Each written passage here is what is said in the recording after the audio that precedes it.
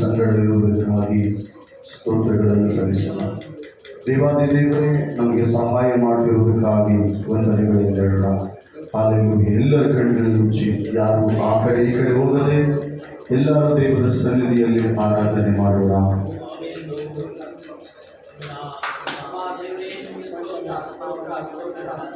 Hallelujah, hallelujah.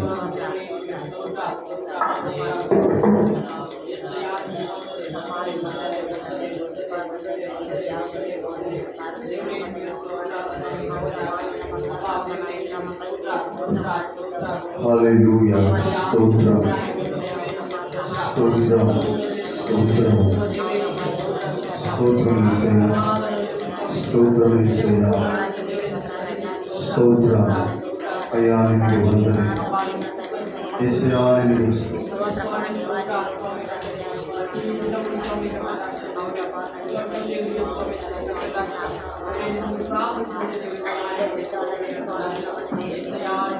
ಅಯ್ಯ,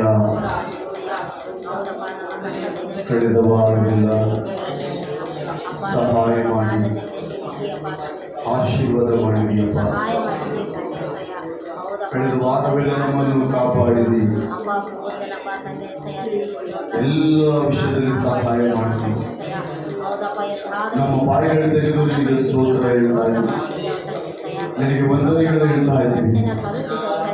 ಪ್ರಭು, ನಮ್ಮನ್ನು ಆಶೀರ್ವಾದ ಮಾಡಿ ಇಲ್ಲಿ ಬಂದಿನ ಸಮ್ಮುಖದಲ್ಲಿ ಪ್ರತಿ ಮಕ್ಕಳನ್ನು ಕರ್ತನೆ ನೀನು ಜ್ಞಾಪಕ ಮಾಡಿ ನಿನ್ನ ಸನ್ನಿಧಿಯಲ್ಲಿ ವಿಶೇಷವಾದ ಆನಂದವಿದೆ ಕರ್ತನೆ. ನಿನ್ನ ಸನ್ನಿಧಿಯಲ್ಲಿ ವಿಶೇಷವಾದ ದೇವರೇ ರಕ್ಷಣೆ ಇದೆ. ಸ್ತೋತ್ರಪ್ಪ. ವಂದನೆ ರಾಜ, ವಂದನೆ ಬಾಯಿನಲ್ಲಿ ವಂದನೆ ವಂದನೆ ವಂದನೆ. Hallelujah, hallelujah, hallelujah, hallelujah.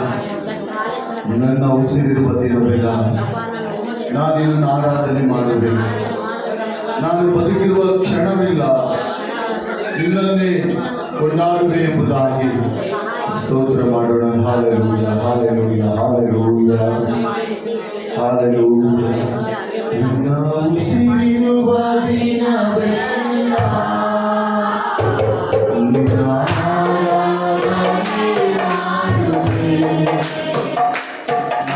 ಬದುಕಿರುವ ಕ್ಷಣವೆಲ್ಲ ನಿನ್ನ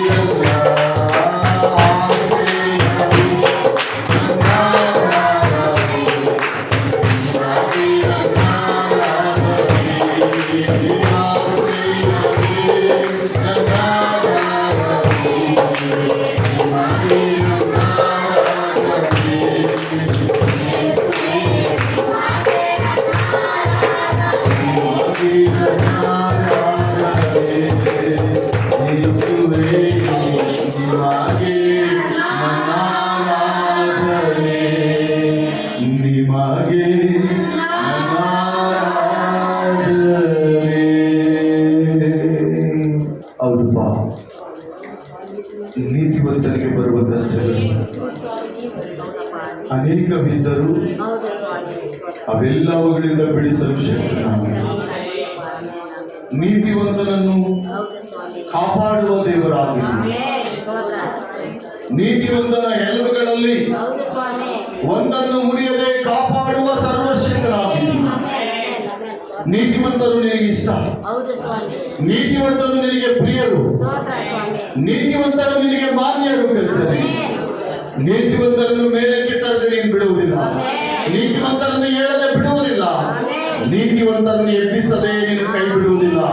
ನೀತಿವಂತರನ್ನು ಅನೇಕ ವಿಷಯಗಳಲ್ಲಿ ಆಶೀರ್ವಾದ ಮಾಡದೆ ಬಿಡುವುದೇ ಇಲ್ಲ. Hallelujah, hallelujah, hallelujah. ಹೌದು ಪ್ರಿಯ ಆತ್ಮೀಯರೇ, ದೇವರ ಸನ್ನಿಧಿಯಲ್ಲಿ ಯಥಾರ್ಥವಾಗಿರೋಣ. ದೇವರ ಸನ್ನಿಧಿಯಲ್ಲಿ ನೀತಿ ಭಕ್ತಿಯಿಂದ ಇರೋಣ. ದೇವರ ಸನ್ನಿಧಿಯಲ್ಲಿ ಯಥಾರ್ಥ ಹೃದಯದಿಂದ ನೀತಿ ಭರಿತವಾದ ಕಾರ್ಯಗಳೊಂದಿಗೆ ಸಾಗೋಣ. ದೇವರು ಆತನು ನಮ್ಮನ್ನು ಆಶೀರ್ವಾದ ಮಾಡಲಿಕ್ಕೆ ಶಕ್ತನು. ಯಥಾರ್ಥವಂತರಿಗೆ ಕತ್ತಲಲ್ಲಿಯೂ ಜ್ಯೋತಿ ಮಾಡುವುದು, ಆ ಜ್ಯೋತಿಯೇ ದೇವರೆಂಬುದಾಗಿ. ಯಥಾರ್ಥ ಚಿತ್ತರಿಗೆ ಕತ್ತಲಲ್ಲಿ ಕೂಡ ಜ್ಯೋತಿ ಬೆಳಗುವುದೆಂಬುದಾಗಿ ದೇವರ ವಾಕ್ಯ ಇರುತ್ತದೆ. ಆದ್ದರಿಂದ ಯಥಾರ್ಥವಾಗಿ ದೇವರ ಸನ್ನಿಧಿಯಲ್ಲಿ ಆರಾಧನೆ ಮಾಡೋಣ. ಯಥಾರ್ಥವಾಗಿ ದೇವರೊಂದಿಗೆ ಸಾಗೋಣ. ಎಲ್ಲ ನಿಮ್ಮ ಸ್ತುತಿಗಳು ದೇವರಿಗೆ ಸಮರ್ಪಣೆ ಮಾಡಿ. ನಿಮ್ಮ ಬಾಯಿಗಳಿಂದ ದೇವರಿಗೆ ಸ್ತುತಿ ಸ್ತೋತ್ರಗಳನ್ನು ಸಮರ್ಪಿಸೋಣ. ಹಾಲೆಲೂಯಾ. ಆತನೇ ನಮ್ಮ ಹೃದಯದ ಧ್ಯಾನ, ಆತನೇ ನಮ್ಮ ಹೃದಯದ ಧ್ಯಾನ, ಆತನೇ ನಮ್ಮ ಹೃದಯದ ಆನಂದವು, ಆತನೇ ನಮಗೆ ಎಲ್ಲವೂ. ನಿನ್ನನ್ನು ನನ್ನನ್ನು ಆತನು ಪ್ರೀತಿಸಿದ್ದು ಪ್ರಿಯರೇ, ಮನುಷ್ಯರ ಪ್ರೀತಿಯಂತೆ ಪ್ರೀತಿಸಲಿಲ್ಲ.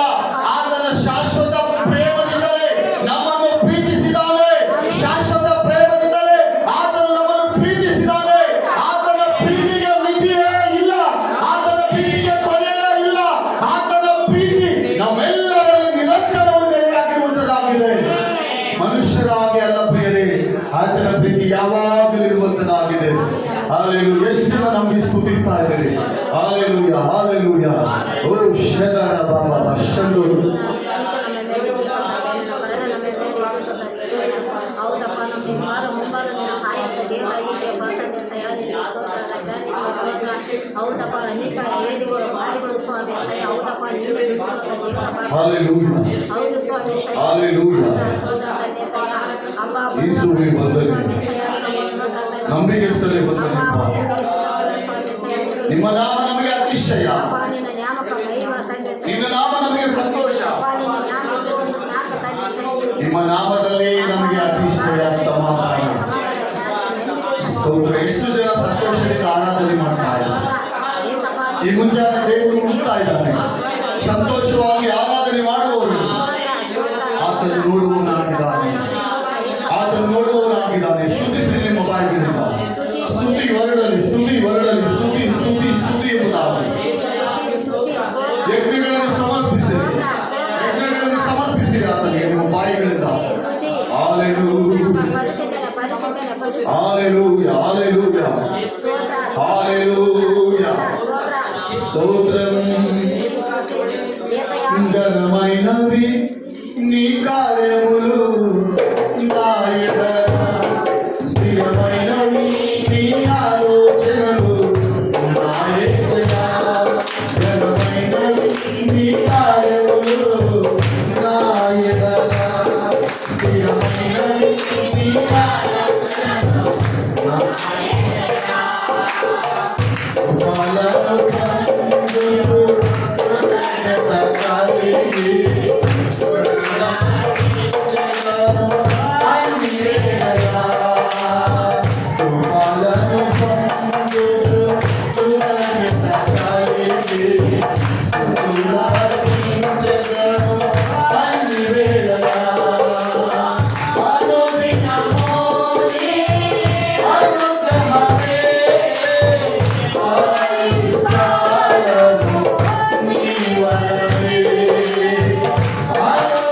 Oh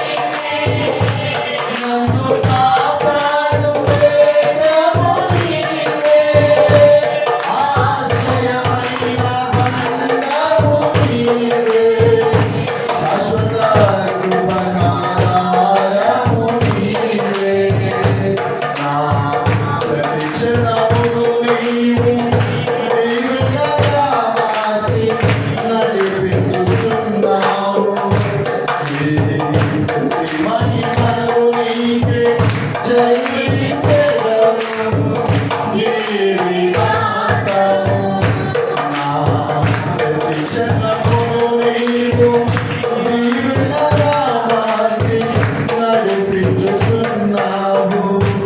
నీ స్తుతి మహిమలు నీకే చెల్లించెదను. నీవే కారణము. ఘనమైన నీ కార్యములు స్థిరమైన నీ ఆలోచనలు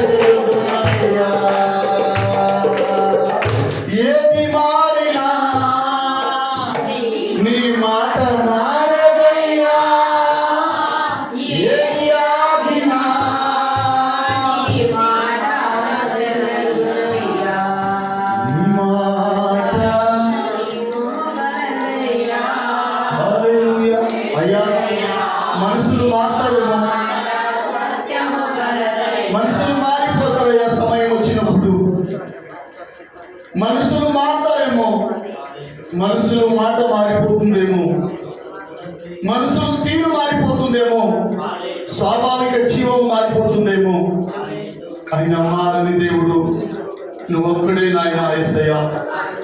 మారని దేవుడు నువ్వు ఒక్కడే యేసయ్యా. మార్పు లేని దేవుడు నువ్వు ఒక్కడే యేసయ్యా. నిన్ను ఆశ్రయించుకున్నామయ్యా. నీ దయతో నీ కృపతో మమ్మల్ని కనికరించండి యేసయ్యా. నీ కృపతో నీ కరుణతో మమ్మల్ని కనికరించండి నాయన. దేవా స్తోత్రం. ఏది మారినా ఏది ఆగినా నీ మాట ఆగదయ్యా. దేవా ఉదయకాల సమయంలో కోరుకు మీ శక్తితో మమ్మల్ని ఆరాధనలో బలపరిచినందుకు స్తోత్రం. నీ ఆత్మాభిషేకం ఇక్కడ ప్రభా దింపించినందుకు వందనాలు. శద్రక్ మేషక్ అబేద్నెగోను దేవదానియేలు ఆరాధిస్తున్నప్పుడు నీ ఆత్మశక్తిని పొందుకొని ఆ రాజ్యం ఎల్లప్పుడు కూడా రాజు ఎదుట ప్రభా వాళ్ళు ఏ భయపడుతున్నట్లు ప్రభా నీ ఆత్మశక్తితో రాజుతో బలంగా మాట్లాడడానికి కృప చూపించిన గొప్ప యేసయ్యా నీకు వందనాలు చెల్లిస్తున్నామయ్యా. ఈ ఉదయకాల సమయంలో మీరు మాట్లాడండి. సభలో మీరు మాట్లాడండి. ఈ సభలో మీరు మాట్లాడండి. దీన్ని బలపరచండి యేసయ్యా. దీనికి కావలసిన ప్రభా ఒక ఎముకని ప్రభా మీరు దయచేయండి. మీరు అండగా నిలబడండి. మనుషుల ఆశ్రయం వ్యర్థమయ్యా. రాజును నమ్ముట కంటేనో ప్రభు నమ్ముకుంటే మేలపా. యేసయ్యా స్తోత్రం. మనుషులు నమ్ముకంటేనో మనుషులు నమ్ముకంటేనో దేవుని నమ్మేది మనకి మేలు అని వాక్యం చదివించినట్టు ప్రభా దేవా మీరే మాకి ఆశ్రయము దుర్గము. మీరే ఇంతవరకు మమ్మల్ని నడిపించారయ్యా. ఇంతలో ప్రభా మీరే సహాయం చేశారు. ఇక్కడ వచ్చిన ప్రజలందరితో కూడా ప్రభా మీరు మాట్లాడండి. మహిమ పొందండి స్వామి. ఆత్మశక్తితో నింపండి. ఏ వర్తమానం ఈ రోజు తెచ్చారు, ఏ వర్తమానం ఏ వాక్యము నీవు తల్లిదండ్రులు ప్రభా ఆ వాక్యతో దిగిన ముందుకు మాట్లాడు. నేను పరిశుద్ధాత్మనింದ ಸಹಾಯ ಮಾಡು. ದೇವ ಬಲಪಡಿಸು, ಸಹಾಯ ಮಾಡು. ಪ್ರಾರ್ಥಿಸಿಕೊಳ್ಳೋಣ. ದೇವರ ವಾಕ್ಯಕ್ಕಾಗಿ ನಮ್ಮ ಮಧ್ಯದಲ್ಲಿ ಸಹೋದರರೇ ಪ್ರಾರ್ಥನೆ ಮಾಡ್ತಾರೆ.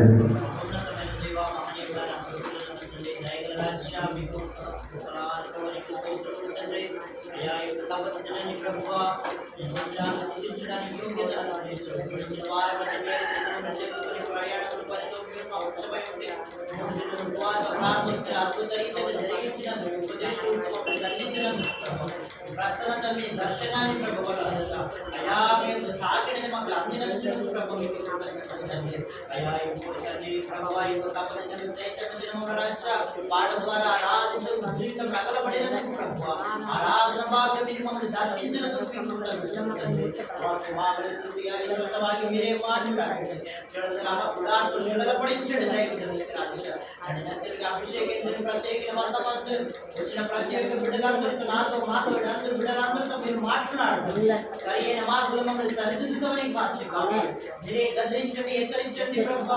వారు దిరించుటకు కృప చూపండి కాచి. అనేక బిడ్డలు దేవుని రాజ్య నీతి కోసం అవిధేయులండి, అసాధ్యులండి ప్రభు. మార్పు చెందుటకు కృప చూపండి. అభద్రేంటి అని ప్రభు లోకాశనండి ప్రభు నేతాలండి విడుదల పొందుటకు కృప చూపండి. ఇక్కడ విడుదల పొందుటకు రక్షించబడుటకు కృప చూపండి ప్రభు. ఎవరైతే రక్షణ తీసుకున్నదో అందులో దేవుని అయా రక్షించబడుటకు కృప చూపండి తండ్రి. అయా నమ్మి తండ్రి రక్షించబడుతుంది ప్రభు. అయా ప్రభు దీక్షిస్తాని ప్రభు. అయా ప్రభు నీ యొక్క రక్షణని పొందుతాడు ప్రభు. నమ్మని వాడు దండనికి గురయ్యని వాక్యం సెలవించినట్టు ప్రభు. తండ్రి నమ్మి రక్షించబడుటకు కృప చూపండి కాచి కాపాడు. దేవునిది మనది కాదు ఇద్దరమే ఉపయోగించుకొని ప్రభు రక్షించబడుటకు కృప చూపండి కాచి కాపాడుతుంది. దేవుని రాజ్య నీతి కోసం మన అంచనాంచగా అభివృద్ధి పరుస్తుంది. ఈ సేవను బహుఘనంగా మీరు వాడుకుంటారని కాచి కాపాడుతుంది. వచ్చిన ప్రత్యేక బిడ్డ ఆశ్రయించండి. బిడ్డ ముందు వారు చుట్టూ కృప చూపిస్తుంది.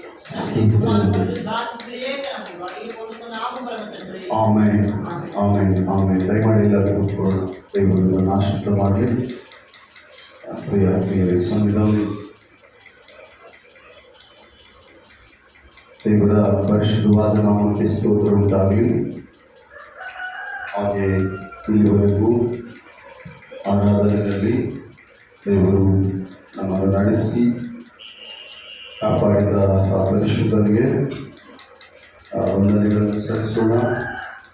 ಮತ್ತು ದೇವರು ಕಳೆದ ವಾರವೆಲ್ಲ ನಮ್ಮನ್ನು 3 ದಿವಸ ಪ್ರಾರ್ಥನೆ ಭಾಳ ಅದ್ಭುತವಾಗಿಯೂ ಸ್ವಚ್ಛಂದವಾಗಿಯೂ ದೇವರು ಸಹಾಯ ಮಾಡಿ ನಮ್ಮೆಲ್ಲರನ್ನು ಆಶೀರ್ವಾದ ಮಾಡಿದ ದೇವರಿಗೆ ವಂದನೆಗಳು. ಎಲ್ಲರಿಗೂ ಕೈಗೆತ್ತಿ ಹರಿಯುವ ದೇವರ ಸಮ್ಮುಖದಲ್ಲಿ ಪ್ರಿಯಾತ್ಮೀಯರೇ, ನಮ್ಮ ಕರ್ತನು ಒಳ್ಳೆಯವನು, ಆತನು ನಂಬಿಕೆಸ್ತನು. ಹಾಗೆ ಈ ದಿನ ನಾವು ದೇವರ ಸಂಧಿಗಿರುವುದು ನಮಗೆ ಬಹಳ ಮಧುರ. ದೇವರ ಸನ್ನಿಧಿ ಬಹಳ ಉತ್ತಮವಾದದ್ದು. ಆದ್ದರಿಂದ ದೇವರ ಸನ್ನಿಧಿಯಲ್ಲಿರೋದು ಕೂಡ ನಮಗೆ ಒಳ್ಳೆಯದು. ದೇವರ ಸನ್ನಿಧಿ ಎಂಬುದಾದರೆ ಭಯದಿಂದ ಕೂಡಿದ್ದು, ಕರ್ತನಿಗೆ ಭಯಪಡುವಂಥದ್ದು, ಕರ್ತನನ್ನು ಸನ್ಮಾನಿಸುವಂಥದ್ದು, ಕರ್ತನಿಗೆ ಮರ್ಯಾದೆ ತೋರಿಸುವಂಥದ್ದು ದೇವರ ಸನ್ನಿಧಿ. ನಾವು ದೇವರ ವಾಕ್ಯಕ್ಕೆ ಹೋಗುವುದಕ್ಕಿಂತ ಮೊದಲು ಒಂದು ವಚನ ನೋಡಿಕೊಂಡು ಬೇರೆ 132ನೇ ಕೀರ್ತನೆ 7ನೇ ವಚನ.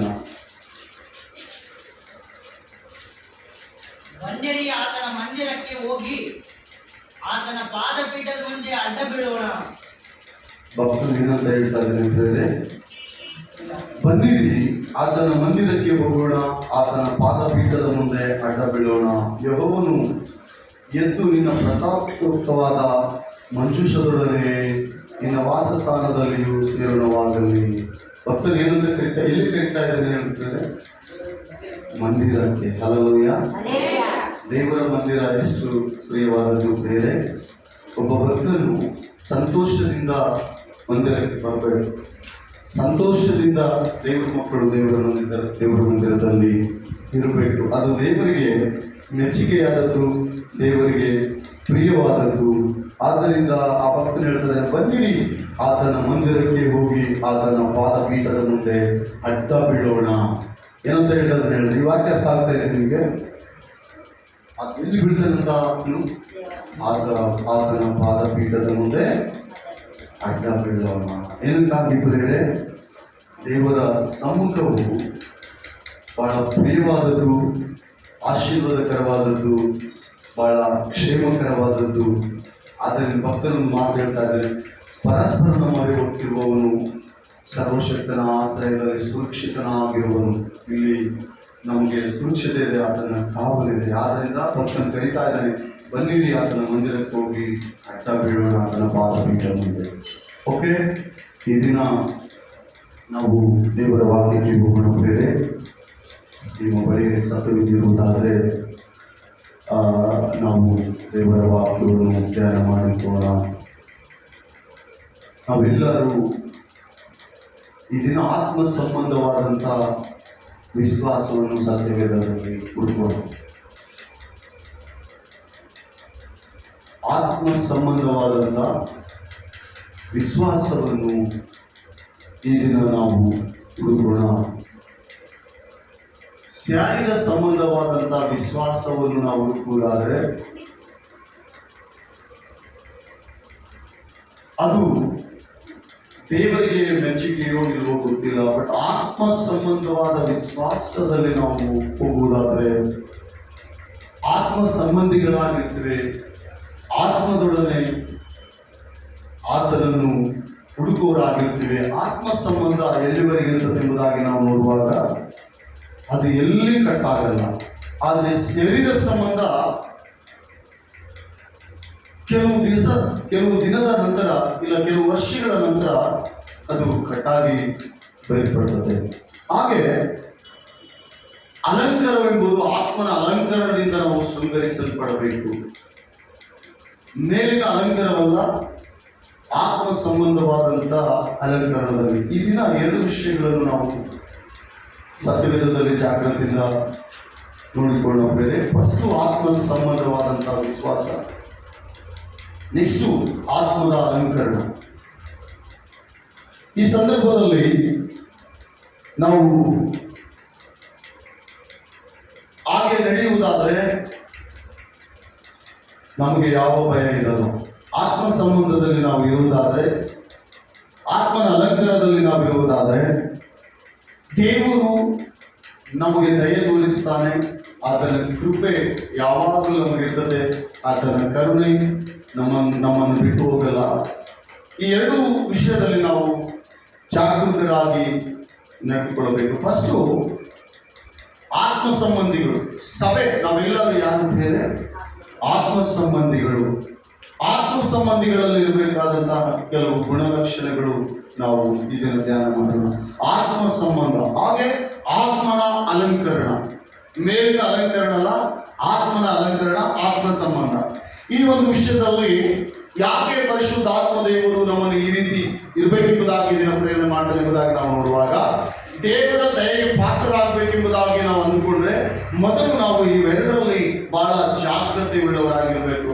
ಒಂದು ಶೃಂಗಾರ, ಮೇಲಿನ ಶೃಂಗಾರ ಅಲ್ಲ, ಒಳಗಿನ ಅಂತರಾತ್ಮದ ಶೃಂಗಾರ, ಆತ್ಮನ ಶೃಂಗಾರ.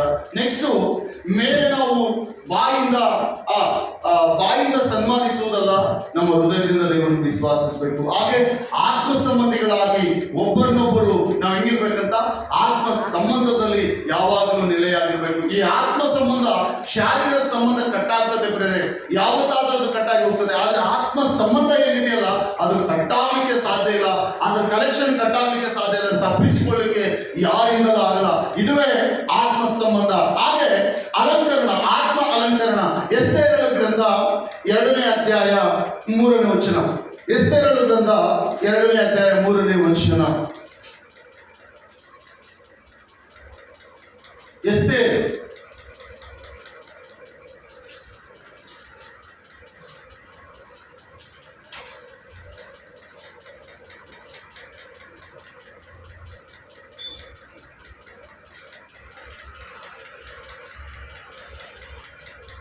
ಸಿಕ್ಕಿದೆಯಾ?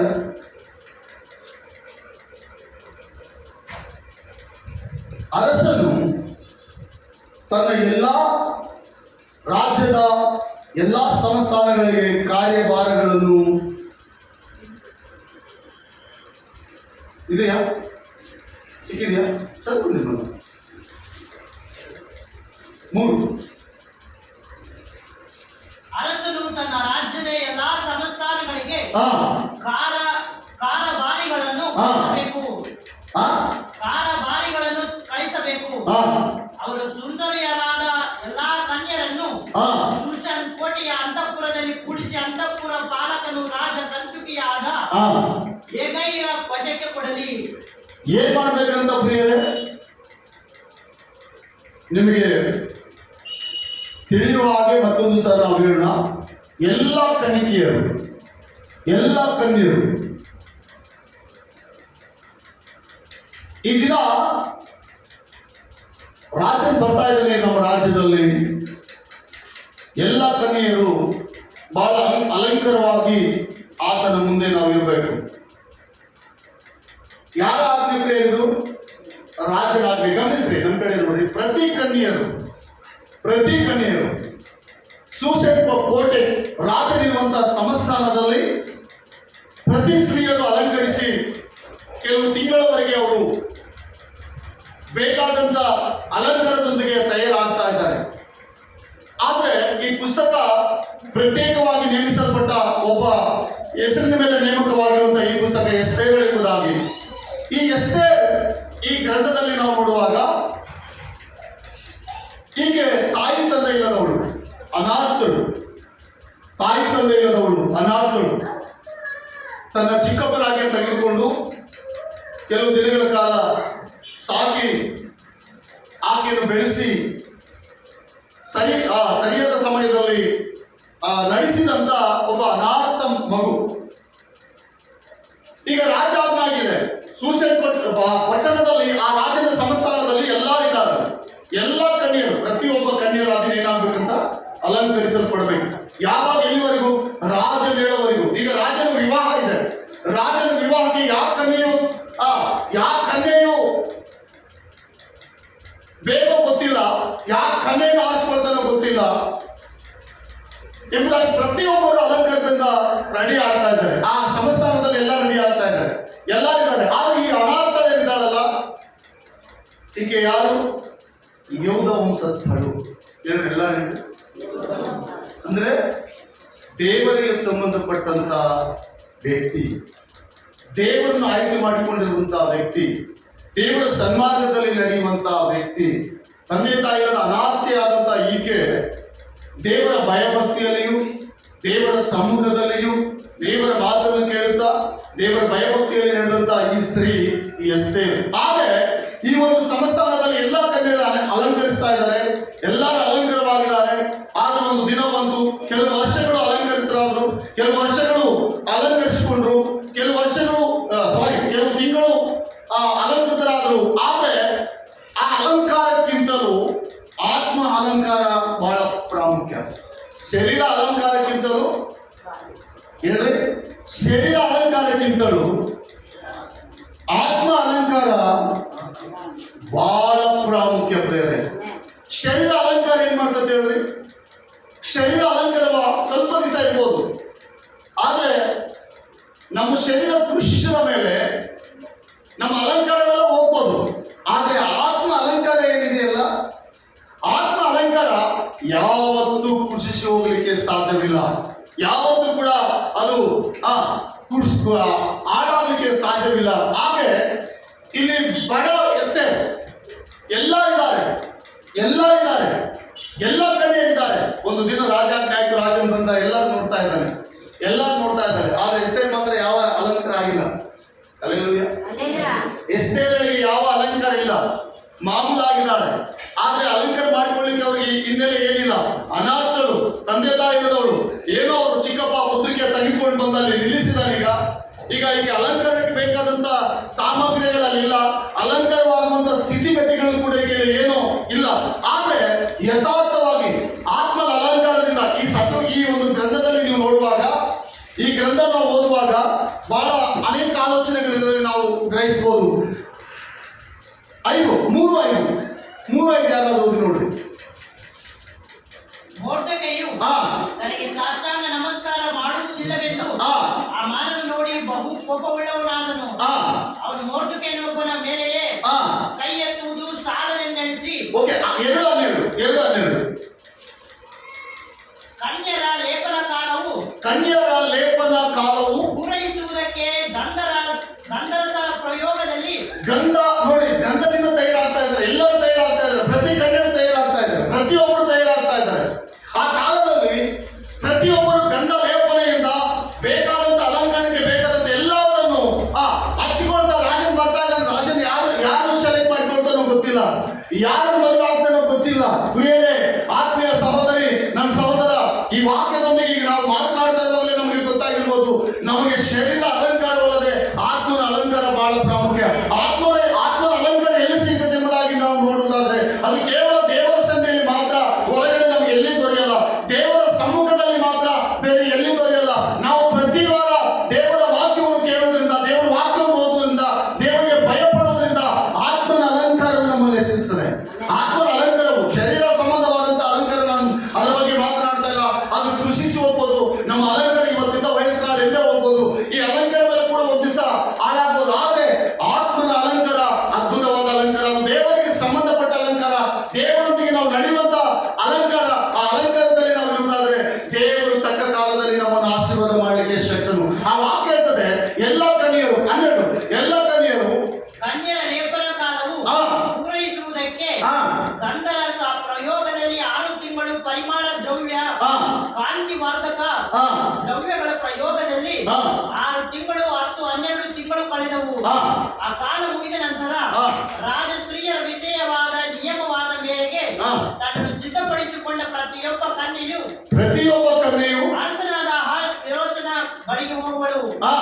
ಅರಸನ ಬಳಿಗೆ ಹೋಗುವ ಸಾರಥಿ ಯಾವಕ್ಕೆಗೆ ಬರುವುದು, ಅರಸನ ಬಳಿ ಹೋಗುವ ಸಾರಥಿ ಯಾವಕ್ಕಿಗೆ ಬರುವುದು ಕ್ಲಿಯರ್ ಆಗಿ ಬರ್ತದೆ. ಯಾರಿಗೆ ಬರ್ತದೆ ಗೊತ್ತಿಲ್ಲ.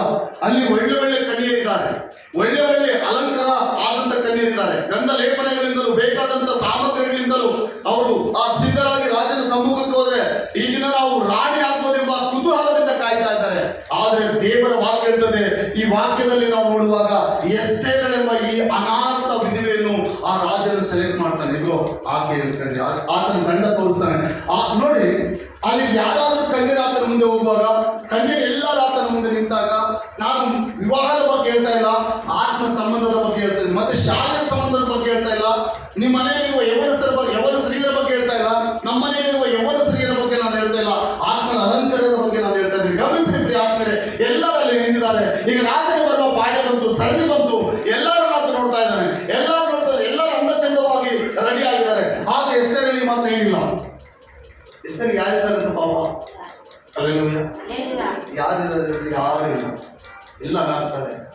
ಈಗೆಲ್ಲ ನೋಡ್ತಾ ಇದ್ದಾರೆ, ಎಲ್ಲರೂ ಅಂದು ಚಂದವಾಗಿದ್ದಾರೆ.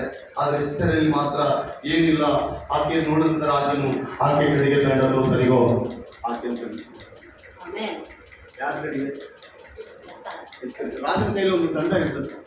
ಯಾರ ಕಡೆಗೆ ದಂಡ ತೋರಿಸ್ತಾನೋ, ಯಾರ ಕಡೆಗೆ ಆದ ಹಕ್ಕಿ ತೋರಿಸ್ತಾನೋ ಆ ಸ್ತ್ರೀ ಆತನ ಒಪ್ಪಿದನಂತ ಅರ್ಥ. ಆಗ ನನ್ನ ನೇಮ, ಆ ಒಂದು ರಾಜ ಸಂಸ್ಥಾನದ ನೇಮ, ಆತನ ದಂಡ ಯಾರ ಕಡೆಗೆ ತೋರಿಸ್ತಾನೋ ಅವ್ರನ್ನ ಒಪ್ಪಿದಾನೆ ಅಂತ ಅರ್ಥ.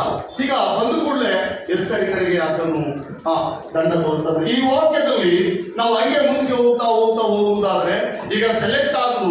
ತದನಂತರ ಭಯಂಕರವಾದಂತಹ ಶೋಧನೆ. ಈತನ ಚಿಕ್ಕಪ್ಪನಿಗೆ ಸಾಕಿದಂತ ಚಿಕ್ಕಪ್ಪನು ಮುದ್ರಿಕೆ ಬರುವಾಗ, ರಾಜನ ಬರುವಾಗ ನಮಸ್ಕಾರ ಮಾಡಲ್ಲ. ಸರ್ವಸಾಮಾನ್ಯವಾಗಿ ನಾವ್ ಯಾರು ಏನ್ ಮಾಡಲ್ಲ ಏನ್ರಿ? ಯಾರಾದ್ರೂ ಬರುವಾಗ ನಮಸ್ಕಾರ ಅಂತ ಹೇಳಿ ಕೈ ಜೋಡಿಸಲಿಕ್ಕೆ ಬೆಳೆಸಲಿ ಸರ್ ನಮಸ್ತೆ ಅಂತ ಹೇಳ್ಬೋದು. ಆದ್ರೆ ಹಿಂಗೆ ಹೇಳಲ್ಲ. ಯಾಕಂದ್ರೆ ನಮ್ಮ ದೇವರಿಗೆ ಸಲ್ತಕ್ಕ ಗೌರವ ಮತ್ತೊಬ್ಬರಿಗೆ ನಾವು ಸಲ್ಲಿಸಲ್ಲ. ಅದು ನಮ್ಮ ಜೀವ ಹೋದ್ರೂ ಪರವಾಗಿಲ್ಲ. ನಾನೇ ಹೇಳ್ತೀನಿ ನೋಡಿ. ಹಾಗೆ ಮುದ್ರಿಕೆಯನ್ನು ರಾಜನ ಬರುವಾಗ, ಅಂತವರಿಗೆ ಬರುವಾಗ, ರಾಜನ ಸಂಸ್ಥಾನಕ್ಕೆ ಬರುವಾಗ ಈತನ ಏನ್ ಮಾಡಲಿಲ್ಲ ಅಂತ ಎಲ್ಲ ಕೈ ಮುಗಿದಾರೆ. ರಾಜ ಬಂದ ಎಲ್ಲರ ಕೈ ಮುಗಿರಪ್ಪ, ಎಲ್ಲರ ಕೈ ಮುಗಿದ ಏನ್ ಗೊತ್ತಾಗಲ್ಲ ನಿಮ್ಗೆ ರಾಜ ಬರ್ತಾ ಇದೆ ಅಂತ ಅರ್ಥ ಆಗ್ತಾ ಇಲ್ಲ ಅಂತ ಎಲ್ಲರ ಸಾಷ್ಟಾಂಗವಾಗಿ ತಗ್ಗಿ ಬಗ್ಗಿ ನಮಸ್ಕಾರ ಮಾಡ್ತಾ ಇದ್ದಾರೆ. ಆದರೆ ಎಸ್ತೇರ್ ಕರೆದುಕೊಂಡು ಬಂದಂತ ಮುದ್ರಿಕೆ ಮಾತ್ರ ಆ ರಾಜನಿಗೆ ಸ್ವಲ್ಪ ಕೂಡ ಭಯಪಡ್ತಾ ಇಲ್ಲ. ನಮಸ್ಕಾರ ಮಾಡಲಿ. ಯಾವ ರಾಜ ನೋಡಿ, ಯಾರು ಅವನು? ಈ ಸಂಸ್ಥಾನದಲ್ಲಿ ನನಗೆ ನಮಸ್ಕಾರ ಮಾಡಲಾರ್ದವನು ಯಾವನು ಅಂತ ಕೇಳಿದ್ರೆ ಅವನು ಯೂದ ಪ್ರಾಂತದಿಂದ ಬಂದವನು. ಯೂದ ದೇವರನ್ನು ಮಾತ್ರ ಅಂದ್ರೆ ಅವ್ರು ಒಬ್ಬರೇ ದೇವರನ್ನ ಆರಾಧಿಸುವಂತ ವ್ಯಕ್ತಿ. ಆ ವ್ಯಕ್ತಿ ಇಂಥ ವ್ಯಕ್ತಿ ಅಂತ ಹೇಳಿ ಕೂಡಲೇ ಅವನಿಗೆ ನಾಳೆ ಕೆಲ ಶಿಕ್ಷೆ ಆಗ್ತದೆ.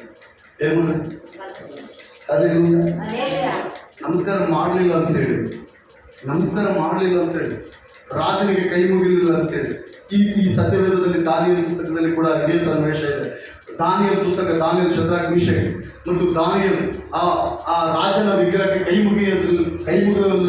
ಮುಗಿಯಲ್ಲ ಅಂತೇಳಿ ಆತನನ್ನು ಸಿಂಹದ ಬಾಯಿಯಲ್ಲಿ ಹಾಕಿದ್ದು ಉಂಟು. ಈಗ ಅದೇ ಸೇಮ್.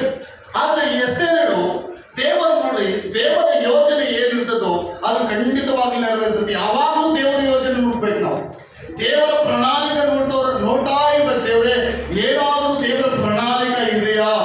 ದೇವರ ಪ್ರಣಾಳಿಕೆ ಹುಡುಕ್ತಾ ಇರ್ಬೇಕು. ದೇವರ ಆಲೋಚನೆ ಹುಡುಕ್ತಾ ಇರ್ಬೇಕು. ದೇವರ ಆಲೋಚನೆ ಹುಡುಕುವಾಗ, ದೇವರ ಪ್ರಣಾಳಿಕೆನ ಹುಡುಕುವಾಗ ಖಂಡಿತವಾಗ ಆತ ನಮಗೆ ಬಯಲು ಮಾಡ್ತಾನೆ. ಆ ಒಂದು ರಹಸ್ಯ ಏನಿರಲಿ ದೇವರು ತಿಳಿಸ್ತಾನೆ. ಎಸ್ತೇರಿಗೆ ಈ ಮುದ್ರಿಕೆಯನ್ನು ಗೊತ್ತಿಲ್ಲ. ಎಸ್ತೇರ್ ಆಗಲೇ ಸೆಲೆಕ್ಷನ್ ಆಗಿದೆ, ರಾಜನ ಹೃದಯದಲ್ಲಿ ಇದ್ದಾಳೆ, ರಾಜನ ಸೆಲೆಕ್ಟ್ ಮಾಡಿದ್ದಾನೆ ಅಂತ. ಈಗ ಯಾವ ಅಲಂಕಾರ ಇಲ್ಲ, ಬಟ್ ಆತ್ಮನ ಅಲಂಕಾರ ಭಯಂಕರವಾಗಿದೆ. ಆತ್ಮನ ಅಲಂಕಾರದಲ್ಲಿ ಸುಂದರಿ ಆಗಿದ್ದಾಳೆ.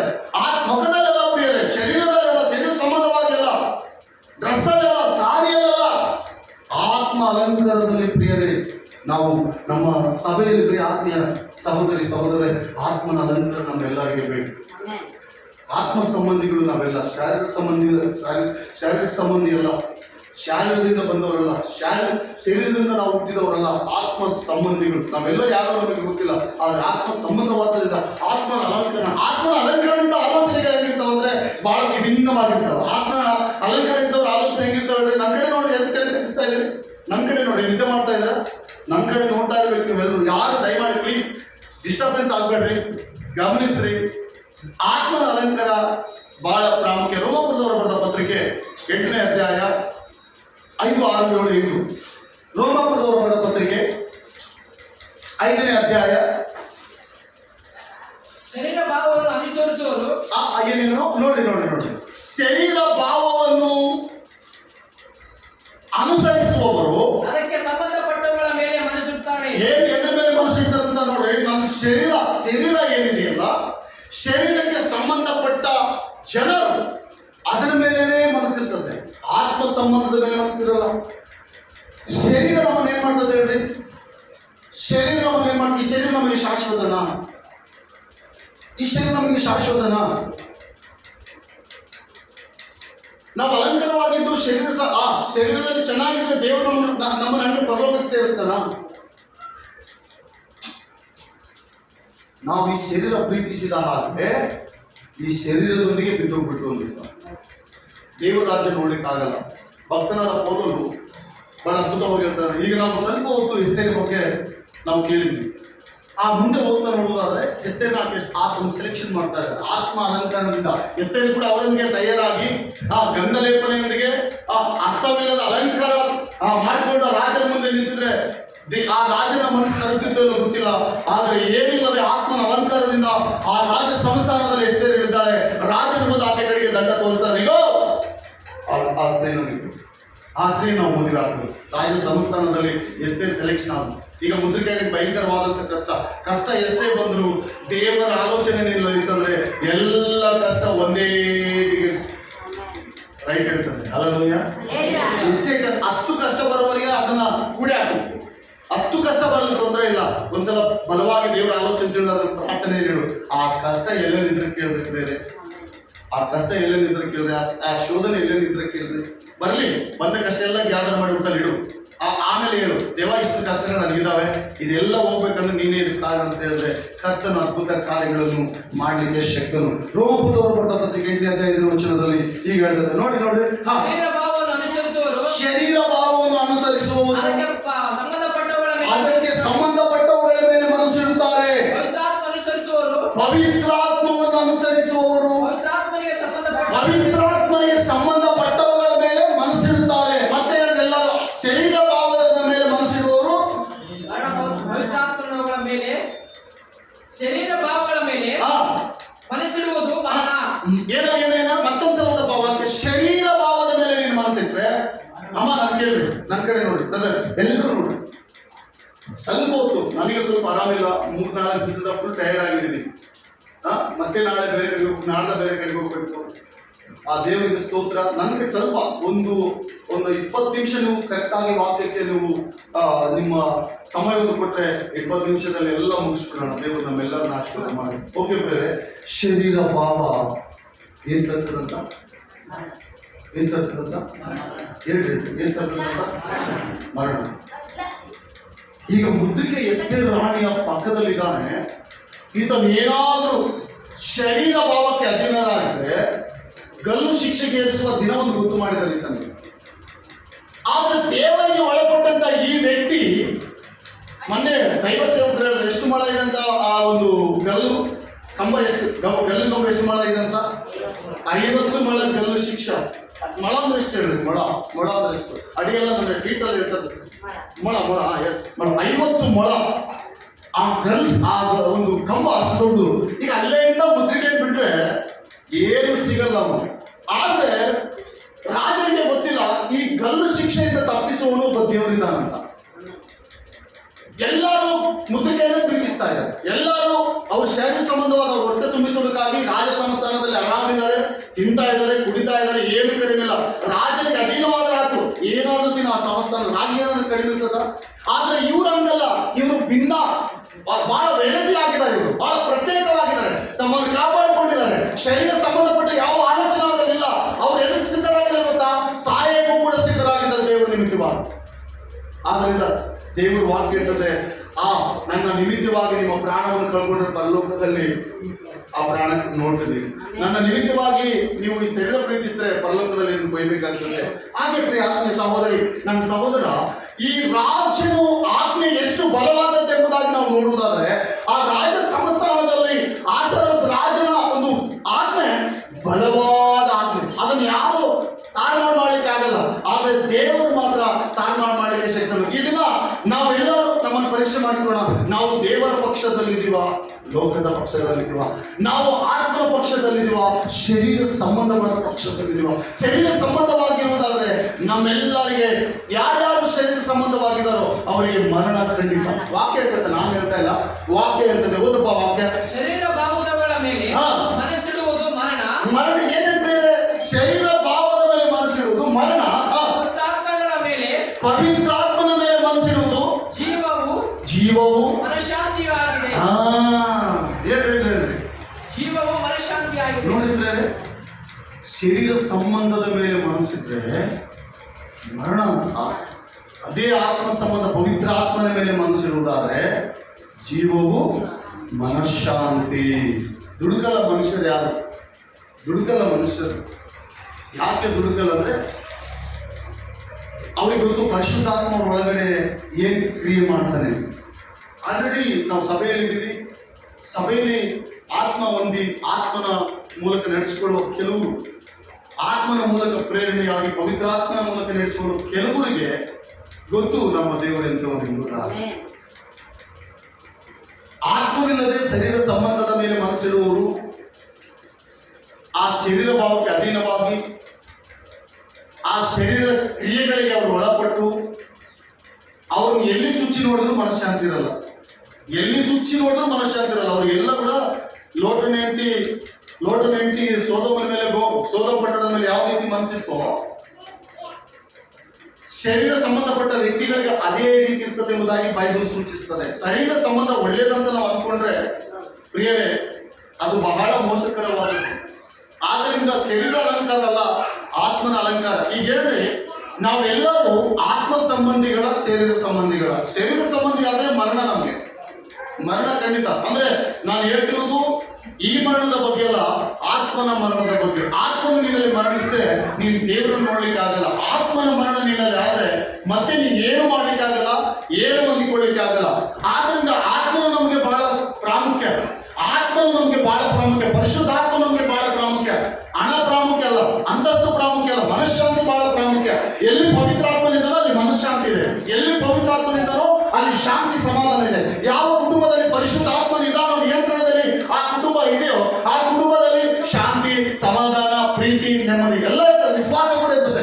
ಇವತ್ತು ಏನಿಲ್ಲದೆ ಇದ್ರೂ ಪರವಾಗಿಲ್ಲ, ಆ ಕುಟುಂಬದಲ್ಲಿ ಶಾಂತಿ ಮಾತ್ರ ಕಡಿಮೆ ಇರಲ್ಲ. ಹಲ್ಲೆಲೂಯಾ. ಆ ಕುಟುಂಬದಲ್ಲಿ ಬರೀ ನೀರಿರಲಿ, ಆದರೆ ಶಾಂತಿ ಮಾತ್ರ ಕಡಿಮೆ ಇರಲ್ಲ. ಅದು ಯಾವರಿಂದ? ಪರಿಶುದ್ಧಾತ್ಮನಿಂದ. ಪರಿಶುದ್ಧಾತ್ಮನಿಂದ. ಹಲ್ಲೆಲೂಯಾ. ಈಗ ನಾವು ಹೇಳೋಣ ನೆಕ್ಸ್ಟ್ ವಾಕ್ಯ. ನಮ್ಗೆ ಈಗ ಅರ್ಥ ಆಗಲ್ಲ ಸ್ವಲ್ಪ. 8:12 ಈಗಲಾಗಿ ಸಹೋದರರೇ, ನಾವು ಅಂಗಿನಲ್ಲಿದ್ದೇವೆ. ಹೆಂಗಿದೀವಿ? ನಾವು ಎಲ್ಲಿದ್ದೇವೆ ಅಂತ ಅಂಗಿನಲ್ಲಿ ಏನು ಅಂಗಿದೆ ನಮಗೆ? ಏನು ಅಂಗಿದೆ ನಮಗೆ? ಪರಿಶುದ್ಧಾತ್ಮನ ಅಂಗಿನಲ್ಲಿ ನಾವು ಸಿಗ್ತಾ ಇದ್ದೀವಿ. ಪರಿಶುದ್ಧಾತ್ಮನ ಅಂಗಿನಲ್ಲಿ. ದುಷ್ಟಾತ್ಮನ ಅಂಗಿನಲ್ಲಿ ಬದುಕಿದ್ರೆ ನೋಡಿ ಹೆಂಗಿರ್ತದೆ. ದುಷ್ಟಾತ್ಮನ ಅಂಗಿನಲ್ಲಿ ಬದುಕಿದ್ರೆ ಹೆಂಗಿರ್ತದೆ ಹೇಳ್ರಿ ಅಮ್ಮ? ನಮ್ಮ ಕಡೆ ನೋಡಿ, ಎಲ್ಲ ನೋಡಿ. ದುಷ್ಟಾತ್ಮನ ಅಂಗಿನಲ್ಲಿ ಬದುಕಿದ್ರೆ ನಮ್ಮ ಜೀವಿತ ಹೆಂಗಿರ್ತದೆ ಹೇಳ್ರಿ?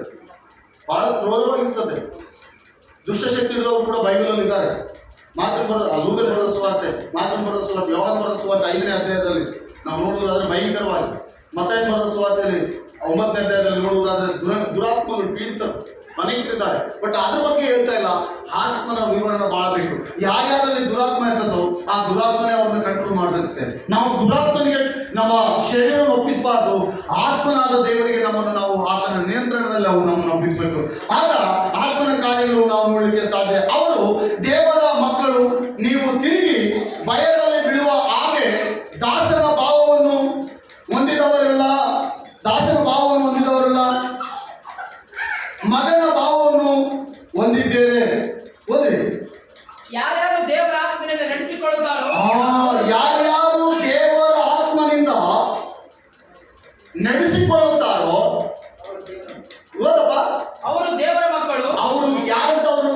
ದೇವರ ಮಕ್ಕಳು. ಈಗ ಹೇಳ್ರಿ, ಯಾರ್ಯಾರು ದೇವರ ಆತ್ಮನಿಂದ ನಡೆಸಿಕೊಳ್ಳಲ್ಪಡ್ತಾರೋ ಅವ್ರು ಮಾತ್ರ ದೇವರ ಮಕ್ಕಳು.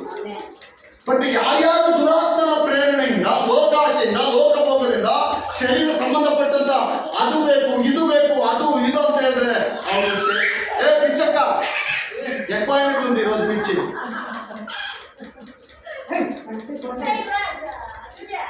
కూర్చోమ్మా, ఊరికి కూర్చోమ్మా. బోండలు ఇస్తాను, బోండలు తర్వాత నీకు బోండలు.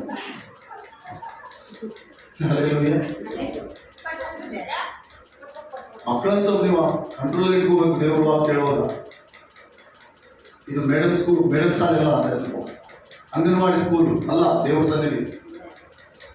ಹಲ್ಲೆಲೂಯಾ.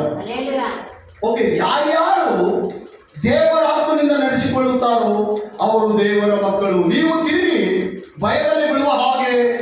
ನೋಡ್ರಿ, ಯಾವ್ದ್ರಲ್ಲಿ? ಶರೀರ ಸಂಬಂಧ ಏನ್ ಮಾಡ್ತದೆ ನಮ್ಮನ್ನ? ಯಾವಾಗಲೂ ಕೆಂಟು ಭಯ ಭಯ ಭಯ ಭಯ ಭಯ ಭಯ ಭಯ ಭಯ. ಆತ್ಮ ಸಂಬಂಧ ಯಾವತ್ತೂ ಭಯ ಬೆಳೆಸಲ್ಲ ನಮ್ಮಲ್ಲಿ. ಆತ್ಮನ ನಿಯಂತ್ರಣ, ಸಮಾಧಾನದ ಕರ್ತನು. ಆತನ ವಾಕ್ಯ ಹೇಳ್ತದೆ, ಸಮಾಧಾನ ಕರ್ತನು, ಪರಾಕ್ರಮಿಯಾದ ದೇವರು, ನಿತ್ಯನಾದ ತಂದೆ ಆತನು. ನಿತ್ಯನಾದ ತಂದೆ, ನಿತ್ಯ ನಮ್ಮ ಹತ್ರ ಇರುವ ದೇವರು. ನಿತ್ಯ ಸಮಾಧಾನದ ಪ್ರಭು ನಮ್ಮ ಮನೆಯಲ್ಲಿದ್ರೆ, ನಿತ್ಯ ಸಮಾಧಾನದ ಪ್ರಭು ನಮ್ಮ ಜೀವಿತದಲ್ಲಿದ್ರೆ, ನಿತ್ಯ ಸಮಾಧಾನದ ಪ್ರಭು ನಮ್ಮ ನಡೆ ನುಡಿಯಲ್ಲಿದ್ರೆ ಹೆಂಗಿರ್ತದೆ ಹೇಳಿ ನಮ್ಮ ಜೀವಿತ ಬಹಳ ಅಯೋಮಯವಾಗಿ ಆಶೀರ್ವಾದಕರವಾಗಿರ್ತದೆ. ಅದಿಲ್ಲದೆ ಹೋದ್ರೆ ಗಲಿಬಿಲಿ ಏನಿದ್ರೆ ತಂದೆ ಏನ್ ಮಾಡೋದು ಪ್ರಿಯ? ಈಗ ಆತ್ಮನಿಂದ ನಾವು ನಡೆಸಿಕೊಳ್ಳಬೇಕು. ಆತ್ಮನಿಂದ ಯಾರ್ಯಾರು ಅಂತ ಬರೆಯಲ್ಪಟ್ಟಿದ್ದಕ್ಕೆ ಎಲ್ಲರೂ ಅಂತ ಹೇಳಿದ್ರೆ ನಾವೆಲ್ಲರೂ ಅಲ್ಲಿಗೆ ಹೋಗ್ತಿದ್ದೀವಿ ಅಂತ.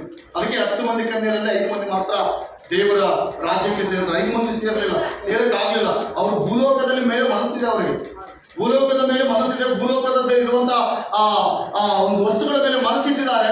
ಆ ಆಲೋಚನೆ ಎಲ್ಲ ಕೂಡ ಅಲ್ಲೇ ಇದೆ. ಆಲೋಚನೆ ಎಲ್ಲ ಕೂಡ ಭೂಲೋಕದಲ್ಲಿದೆ. ಅದಕ್ಕೆ ಅವ್ರು ಇಲ್ಲೇ ಇರ್ಬೇಕು. ಇಲ್ಲಿಗೆ ಸಂಬಂಧಪಟ್ಟಂತ ದೇವರು ಬಿಟ್ಟೋದ ಅವರು. ದೇವರು ಯಾರನ್ನು ಪ್ರಜೆಯಾಗಿ ನೀವು ಬರ್ಬೇಕಂತ ಒತ್ತಾಯ ಮಾಡಿ ಹೇಳಲ್ಲ. ಒಂದು ವೇಳೆ ನಿಮಗೆ ಎಲ್ಲ ಆಸೆ ಬಿಟ್ಟು ಹೋಗ್ಬಿಟ್ಟು ದೇವರು, ನಿನಗೆ ಲೋಕದ ಮೇಲೆ ಆಸೆ ಹೋಗು, ತೊಂದರೆ ಇಲ್ಲ. ಆದ್ರೆ ಮರಣ ಪರಿಶುದ್ಧಾತ್ಮನಲ್ಲಿ ನಿನಗೆ ಮನಸ್ಸಿದೆಯಾ? ದೇವರು ಪರಲೋಕಕ್ಕೆ. ಆ ವಾಕ್ಯ ಭಕ್ತನಾದ ಪೌಲನಿಗೆ ಹೇಳ್ತಾನೆ, 13:14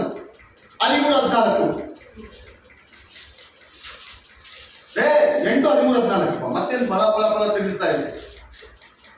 ಯಾರ್ಯಾರು ದೇವರ ಆತ್ಮನಿಂದ ನಡೆಸಿಕೊಳ್ಳುತ್ತಾರೆ, ಯಾರ್ಯಾರು, ಎಲ್ಲರಲ್ಲ, ಯಾರ್ಯಾರು, ಕೆಲವರು ಮಾತ್ರ. ಗಮನಿಸ್ರಿ, ಈ ದಿನ ನನ್ನ ಆತ್ಮ ದೇವರ ಕಂಟ್ರೋಲಲ್ಲಿದೆಯಾ? ಹಲ್ಲೆಲೂಯಾ. ಪರೀಕ್ಷೆ ಮಾಡಿಕೊಳ್ಳೋಣ. ನಮ್ಮ ಆತ್ಮಗಳು ದೇವರ ಕಂಟ್ರೋಲಲ್ಲಿದ್ದಾವ, ದೇವರ ಅಧೀನದಲ್ಲಿದ್ದಾವ. ದೇವರ ಅಧೀನದಲ್ಲಿರುವುದಾದರೆ ನಾವು ಸಮಾಧಾನವಾಗಿ, ಪ್ರೀತಿಪೂರ್ವಕವಾಗಿ, ಲೋಕದಲ್ಲಿ ವಿಭಿನ್ನವಾದ ಕಾರ್ಯಗಳಿದೆ, ಭಯಂಕರವಾದ ಕಾರ್ಯಗಳಿದೆ, ಇಲ್ಲ ಅಂತ ಹೇಳ್ತಾ ಇಲ್ಲ. ಅದು ಯಾವುದು ನಮಗೆ ದೇವರು ತಕ್ಕದಂತೆ ಮಾಡಲಿಕ್ಕೆ ಶಕ್ತನಾಗಿದ್ದಾನೆ. 15-16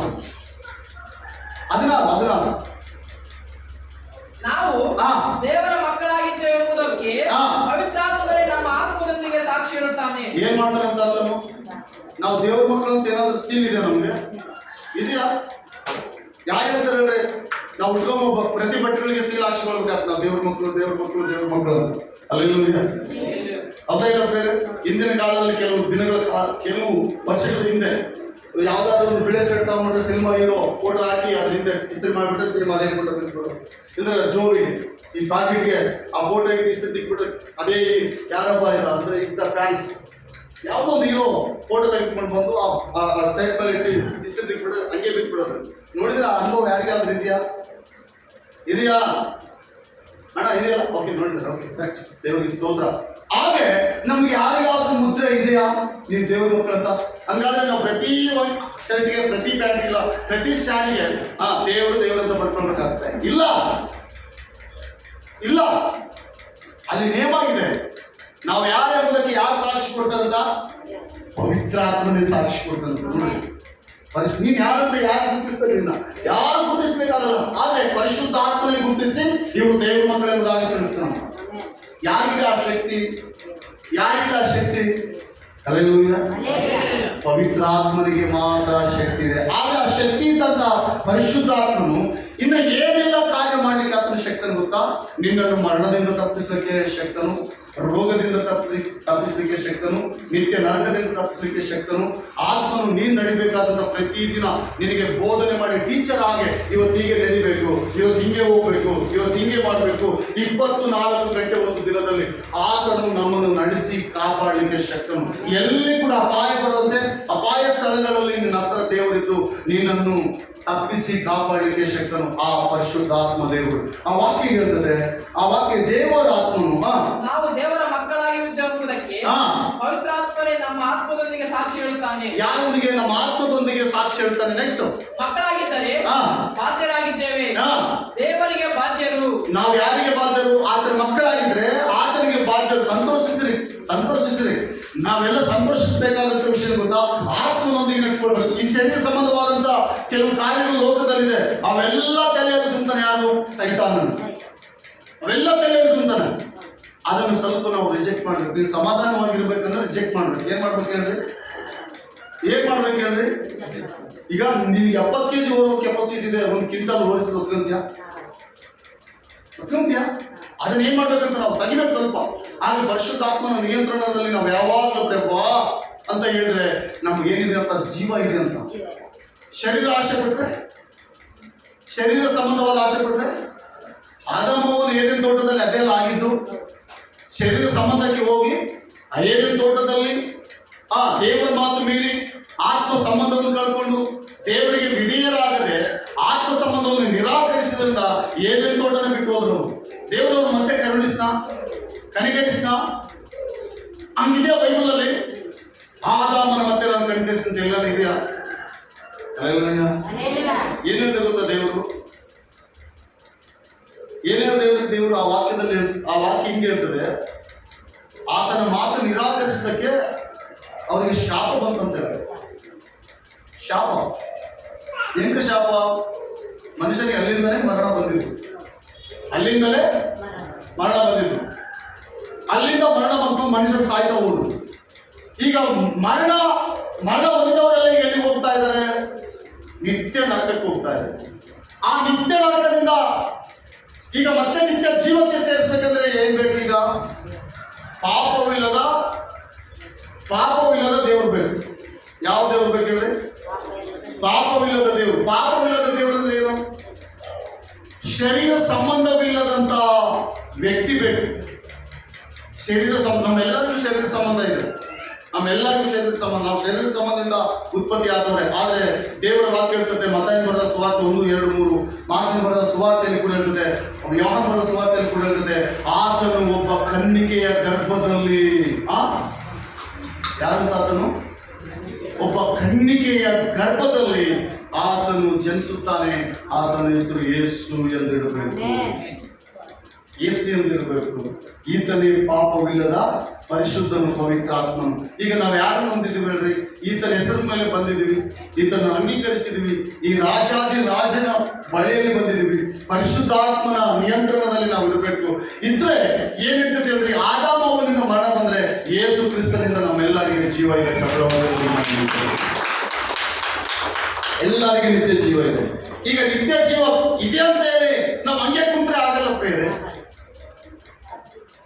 ಹಂಗೆ ಕುಂತ್ರೆ ಆಗ್ತದ? ಶಿವಣ್ಣವ್ರಿಗೆ 4 ಎಕರೆ ಹೊಲ ಇದೆ, ಅವ್ರು ಹಂಗೆ ಇದ್ರೆ ನಡೀತದ? ಬೀಜ ಹಾಕ್ಬೇಕು. ಅಲ್ಲಿಗೆ 1 2 ಎಕರೆ ಹೊಲ ಇದೆ, ಹಂಗೆ ಇದ್ರೆ ನಡೀತದ? ಬೀಜ ಹಾಕ್ಬೇಕು.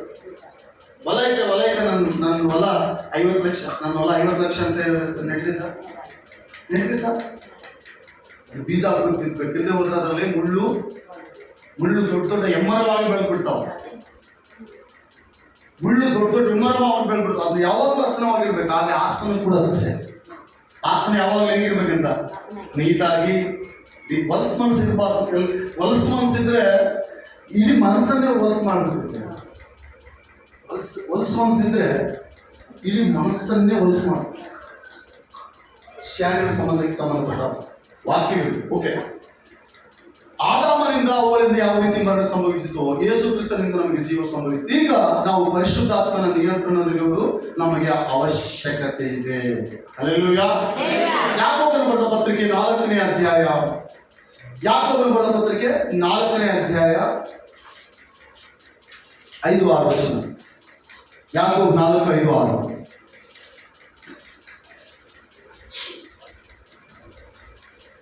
ದೇವರು ನಮ್ಮಲ್ಲಿ ಇರಿಸಿರುವ ಪವಿತ್ರಾತ್ಮನು, ಓದ್ರಿ.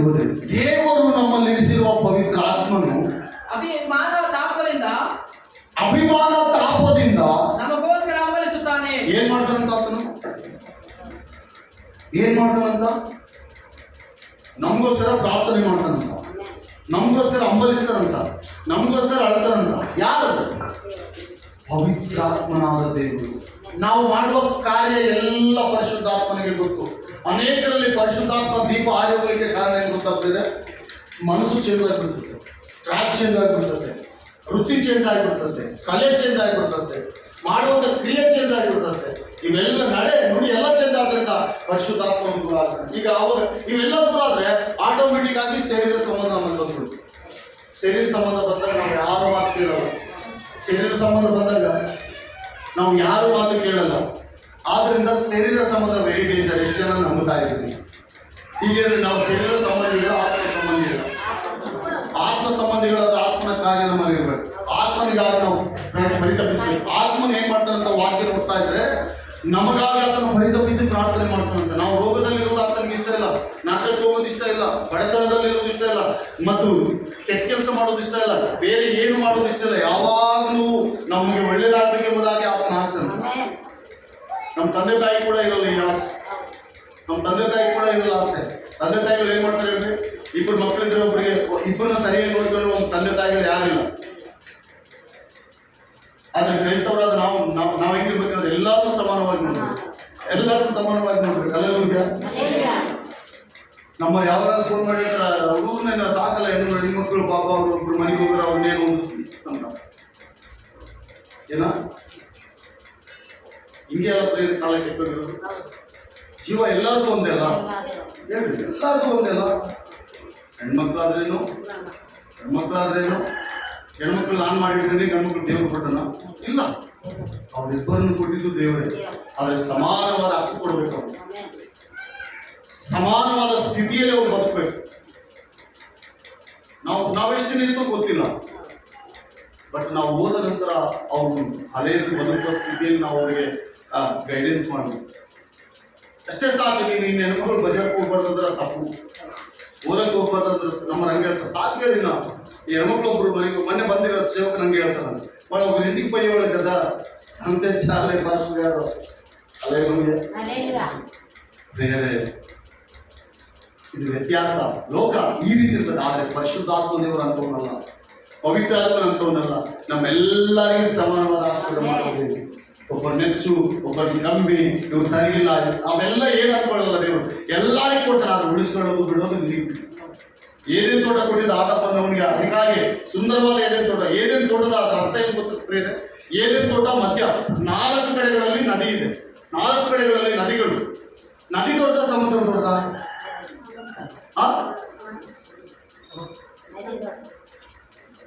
ನದಿ ದೊಡ್ಡದ, ಸಮುದ್ರ ದೊಡ್ಡದ? ಹೌದಾ? ಆದಿಕಾಂಡ ಹೋದ್ರೆ 4 ಕಡೆ ನೀರಿದಾವಂತ ಅವರಿಗೆ.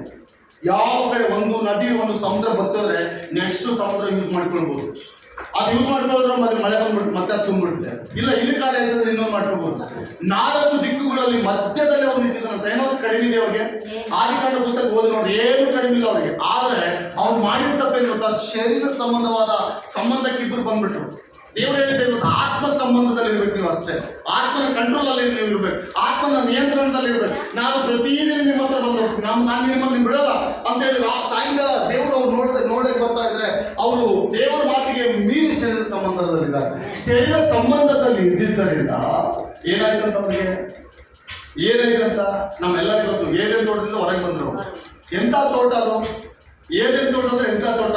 4 ಕಡೆ ಒಂದು 10 ಎಕರೆ ಭೂಮಿ ಇದೆ ನಿನಗೆ ಅಂದ್ರೆ ಯಾವಾಗಲೂ 24 ಇಂಟು ನೀರಿದ್ದಾವ ಅಂದ್ರೆ ನೀನು ಅದನ್ನ ಹೆಂಗ್ ಮಾಡ್ತೀರ? ಆ ಭೂಮಿ ಮೇಲೆ ಎಷ್ಟು ಜನ ಕಣ್ಣಾಗ್ತಾರೆ? ಈ ಭೂಮಿ ಏನಾದ್ರೂ ಮಟ್ಟ ಉಳ್ಕೊಳ್ಬೇಕಿಲ್ಲ, ಲೀಜಿಗಾದ್ರೂ ತೆಗೆದುಕೊಂಡು ನಾವು ಇದ್ರಲ್ಲಿ ಬೆಳೆ ಬೆಳೆಸ್ಕೊಳ್ಬೇಕು. ಅಲ್ಲೆಲ್ಲ ಆ ಬೆಳೆ ಭಯಂಕರವಾಗಿ ನೀರಿದೆಯಲ್ಲ, ನೀರಿದೆ ನೋಡಿ. ಈಗ ಇದೆಲ್ಲ ಒಳಗಲ್ಲ, ಇದಕ್ಕೊಂದು 3 ಇಂಚ್ ಎಲ್ಲಾದ್ರೂ ನೀರು ಬಿತ್ತಂದ್ರೆ ನೀವು ಇಲ್ಲಿ ಬರ ಕೂಡ ಆಗಲ್ಲ. ಆ ರೀತಿ ಮಾಡಿತ್ತು ನನ್ನ ಜೀವ ಇದೆ. ನೀವು ಇದ್ರೊಳಗೆ ಬಂದ್ರೆ ಹಬ್ಬ ಇದೇನಪ್ಪ, ಇದನ್ನು ಇಲ್ಲೇ ಸ್ವರ್ಗ ಇದ್ದಂಗೆ ಐತೆ ಅಂತ ಕೂಡ ಆಲೋಚನೆ ಮಾಡಿ ದೇವರು ಆ ರೀತಿ ಮಾಡ್ಲಿಕ್ಕೆ ಶಕ್ತಿ. 4 ಕಡೆ ನೀರಿದ್ದಾವೆ ಅಂತ ಏನೇನು ತೋಟ ಬೆಳ್ಳಿಗೆ ಕಾರಣ ಶರೀರ ಸಂಬಂಧ, ಆತ್ಮ ಸಂಬಂಧ ಬಹಳ ಪ್ರಾಮುಖ್ಯತೆ ಇದೆ. ನಮ್ಮೆಲ್ಲರಲ್ಲಿ ಆತ್ಮ ಸಂಬಂಧಗಳು ನಾವು ಶರೀರ ಸಂಬಂಧದಿಂದ ಹುಟ್ಟಿದವರಲ್ಲ. ಒಬ್ಬ ಕಣಿಕೆಯ ಗರ್ಭದಲ್ಲಿ ಆತನು ಹುಟ್ಟುತ್ತಾನೆ, ಆತನ ಹೆಸರು ಇಮ್ಮಾನುವೇಲ್ ಎಂದು. ಯಾವ ಪುರುಷ ಸಂಕಲ್ಪವಿಲ್ಲದೆ ಕನ್ನಿಕೆಯ ಗರ್ಭದಲ್ಲಿ, ಯಾರ ಗರ್ಭದಲ್ಲಿ? ಕನ್ನಿಕೆಯ ಗರ್ಭದಲ್ಲಿ, ಕನ್ಯರ ಗರ್ಭದಲ್ಲಿ. ಈ ಆತ್ಮೀಯರೇ, ಆ ವಾಕ್ಯ ಇರ್ತದೆ 5ನೇ ಅಧ್ಯಾಯ 5-6. ಯಾವ ದೇವರು ನಮ್ಮಲ್ಲಿ ಇರಿಸಿರುವ ಪವಿತ್ರಾತ್ಮನು ಅಭಿಮಾನ ತಾಪದಿಂದ ನಮಗೋಸ್ಕರ ಹಂಬಲಿಸುತ್ತಾ ಎಂಬ ಶಾಸ್ತ್ರಕ್ಕೂ ನಮಗೋಸ್ಕರ ಹಂಬಲಿಸುತ್ತಾನೆ ಎಂಬ ಶಾಸ್ತ್ರೋಕ್ತಿ ಬರಿಯ ಮಾತೆಂದು ಭಾವಿಸುತ್ತಾನೋ ಆದರೂ ನಮ್ಮ ಮೇಲೆ ಅತಿಶಯವಾದ ಕೃಪೆ ನೀಡುತ್ತಾನೆ. ಆದ್ದರಿಂದ ದೇವರು ಅಹಂಕಾರಿಗಳನ್ನು ಎದುರಿಸುತ್ತಾನೆ. ಏನ್ ಮಾಡ್ತಾನೆ ಅಹಂಕಾರಿಗಳಂದ್ರೆ? ಏನ್ ಮಾಡ್ತಾನೆ ದೇವರಂದ್ರೆ ಅವ್ರು ಏನ್ ಮಾಡ್ತಾನೆ? ದೇವರ ಮುಂದೆ ಅಹಂಕಾರ ಬೇಡ ನಮಗೆ. ದೇವರ ಮುಂದೆ ತಗ್ಗಿಸಿಕೊಳ್ಳುವ ಸ್ವಭಾವ ನಮಗಿತ್ತಂದ್ರೆ ದೇವರು ನಮ್ಮನ್ನು ಏನ್ ಮಾಡ್ತಾನೆ ಅಂದ್ರೆ ಅಂತ್ಯಂತ್ಯವಾಗಿ ಆಶೀರ್ವಾದ ಮಾಡ್ತಾನೆ. ಪ್ರಿಯಾತ್ಮೀಯ ನನ್ನ ಸಹೋದರಿ, ನನ್ನ ಸಹೋದರ, ಈ ಸಮಯದಲ್ಲಿ ದೇವರು ಅನೇಕ ವಿಷಯದಲ್ಲಿ ನಮಗೆ ಮಾತನಾಡಲಿಕ್ಕೆ ಶಕ್ತನಾಗಿದ್ದಾನೆ. ಫಸ್ಟ್ ಕೊರಿಂಥಿಯರ ಬರೆದ ಪತ್ರಿಕೆ 3ನೇ ಅಧ್ಯಾಯ 18ನೇ ವಚನ. ಫಸ್ಟ್ ಕೊರಿಂಥಿಯರ ಬರೆದ ಪತ್ರಿಕೆ 3ನೇ ಅಧ್ಯಾಯ 18ನೇ ವಚನ. ಫಸ್ಟ್ ಕೊರಿಂಥಿಯರ ಬರೆದ ಪತ್ರಿಕೆ 3ನೇ ಅಧ್ಯಾಯ 18ನೇ ವಚನ. ಯಾವನು ತನ್ನನ್ನು ತಾನೇ ಮೋಸಗೊಳಿಸಿರಲಿ. ಏನ್ ಮಾಡ್ತಿರ್ಲಿ? ಎಲ್ಲ ಹೇಳಿ. ಯಾವನು ತನ್ನನ್ನು ತಾನು ಮೋಸಗೊಳಿಸದಿರಲಿ. ನಾನು ನಿಮ್ಮಲ್ಲಿ ಲೋಕ ಸಂಬಂಧವಾಗಿ ಜ್ಞಾನಿಯಾಗಿದ್ದಾನೆ. ಲೋಕ ಸಂಬಂಧದ ಜ್ಞಾನ ಉಚಿತನ ದೇವರ ಮುಂದೆ. ಲೋಕದಲ್ಲಿ ಅವನು ಎಷ್ಟೇ ಜ್ಞಾನ ಇರಲಿ, ಡಿಗ್ರಿ ಆಗಿರಲಿ, ಡಿಗ್ರಿ ಮೇಲೆ ಡಿಗ್ರಿ ಮಾಡಿಲ್ಲ ಆದ್ರೆ ದೇವರ ಮುಂದೆ ಅವನು ವ್ಯರ್ಥ. ದೇವರು ಇಲ್ಲದೆ ಅವರು ವ್ಯರ್ಥ. ಓಕೆನಾ? ನಿಮ್ಮಲ್ಲಿ ಲೋಕ ಸಂಬಂಧವಾಗಿ ಜ್ಞಾನಿಯಾಗಿದ್ದೇನೆಂದು ಭಾವಿಸಿಕೊಳ್ಳುವವನು ಜ್ಞಾನಿಯಾಗುವಂತೆ ಹುಚ್ಚನಾಗಲಿ. ಏನ್ ಮಾಡಲಿ ಅವನು? ಹುಚ್ಚನಾಗಲಿ. ಯಾಕೆಂದರೆ ಇಹಲೋಕವು ನಾನು ದೇವರ ಮುಂದೆ ಹುಚ್ಚು ಮಾತಾಗಿದೆ. ಇಹಲೋಕದ ಜ್ಞಾನ ಎಲ್ಲ ನಮ್ಮ ಒಳಗಡೆ ತುಳುಕಿದ್ರೆ ನಾವು ನಿಜವಾಗ್ಲೂ ನಾವು ಹುಚ್ಚುರೆ. ಯಾವ ಜ್ಞಾನ ಬೇಕೀಗ? ಪರಿಶುದ್ಧಾತ್ಮನ ಜ್ಞಾನ, ಪವಿತ್ರಾತ್ಮನ ಜ್ಞಾನ, ಪವಿತ್ರಾತ್ಮನ ಆಲೋಚನೆ, ಪರಿಶುದ್ಧಾತ್ಮನ ಆಲೋಚನೆ. ಯಾವಾಗಲೂ ಬರೀ ಲೋಕದಲ್ಲಿ ಇರೋದಲ್ಲ, ಲೋಕದ ಬಗ್ಗೆ ಆಲೋಚಿಸೋದಲ್ಲ. ಹಾಗೆ ನಮ್ಮ ಹೃದಯವು ಕೂಡ ದೇವರಿಗೆ ಏನಾಗಿದೆ ಅಂದ್ರೆ ಗುಡಿ ಅಂತ ಇದೆ. ಇದೇನೇಳ್ರಿ? ಇದ್ರಲ್ಲಿ ಕೆಟ್ಟದ್ದು ತುಂಬಾ ಇದೆ. ನಮ್ಮ ಹೃದಯದಲ್ಲಿ ಏನ್ ಮಾಡ್ಬಾರ್ದು ಹೇಳ್ರಿ? ಅಲ್ಲೇಲೂಯಾ. ಏನ್ ಮಾಡ್ಬಾರ್ದು ಹೇಳ್ರಿ? ನೀವು ಕೆಟ್ಟ ತುಂಬಿದ್ರೆ ದೇವ್ರು ಜಲ್ದಿ ಕೆಡಿಸಿ ವಿಷಯ ಆಗ್ತಾನೆ. ನಿಮ್ಮ ಜಲ್ದಿ ಕೆಡಿಸಿ ವಿಷಯ ಆಗ್ತದೆ. ಮೇಲ್ವಚನ 3:16. ನೀವು ದೇವರ ಆಲಯವಾಗಿದ್ದೀರೆಂದು ದೇವರ ಆತ್ಮನು ನಿಮ್ಮಲ್ಲಿ ವಾಸ ಮಾಡುತ್ತಾನೆಂದು ನಿಮಗೆ ಗೊತ್ತಿಲ್ಲವೋ? ಯಾವನಾದರೂ ದೇವರ ಆಲಯವನ್ನು ಕೆಡಿಸಿದರೆ ದೇವರು ಅವನನ್ನು ಕೆಡಿಸುವನು. ಈಗ ಆತ್ಮ ಸಂಬಂಧ ಆಲಯ, ಒಂದು ವೇಳೆ ಆಲಯ ಆಗಿರ್ಬೋದು, ಆತ್ಮ ಸಂಬಂಧವಾದಂಥ ಶಕ್ತಿ ಆತ್ಮ ಆಗಿರ್ಬೋದು. ಇದನ್ನು ಕೆಡಿಸಿದವನಿಗೆ ದೇವರು ಏನ್ ಮಾಡ್ತಾನಂತ ಹೇಳ್ರಿ?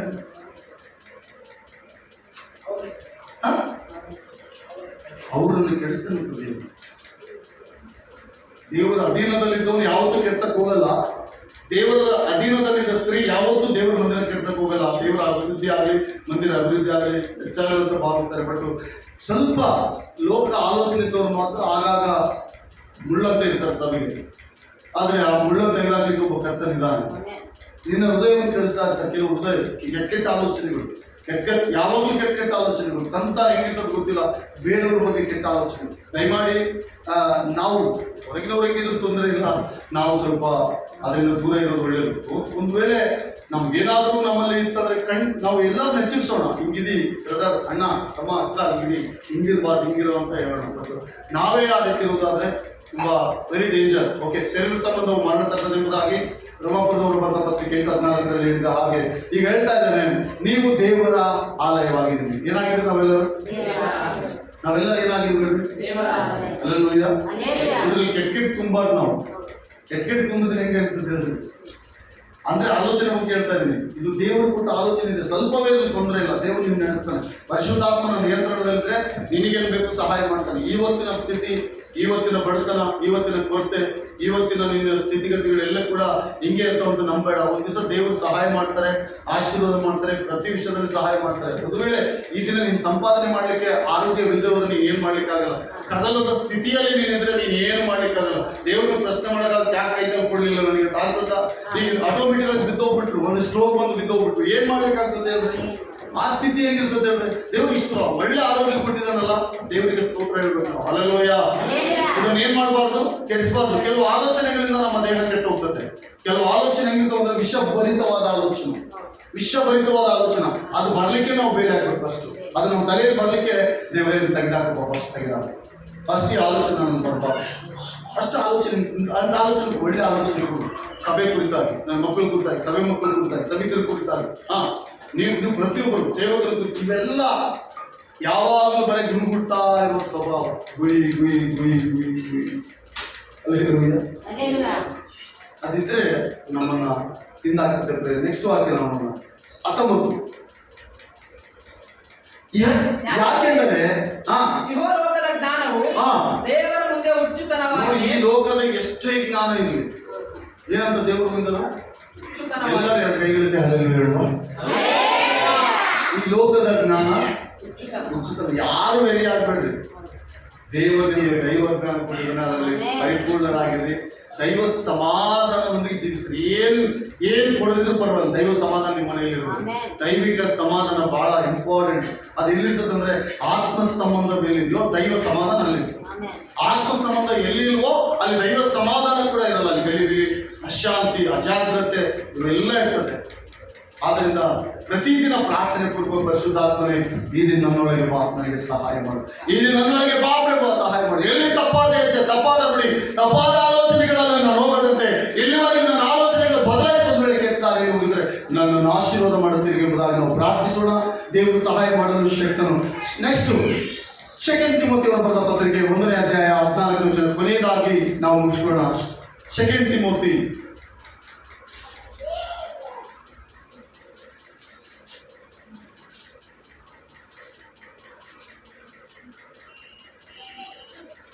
1ನೇ ಅಧ್ಯಾಯ 14ನೇ ವಚನ.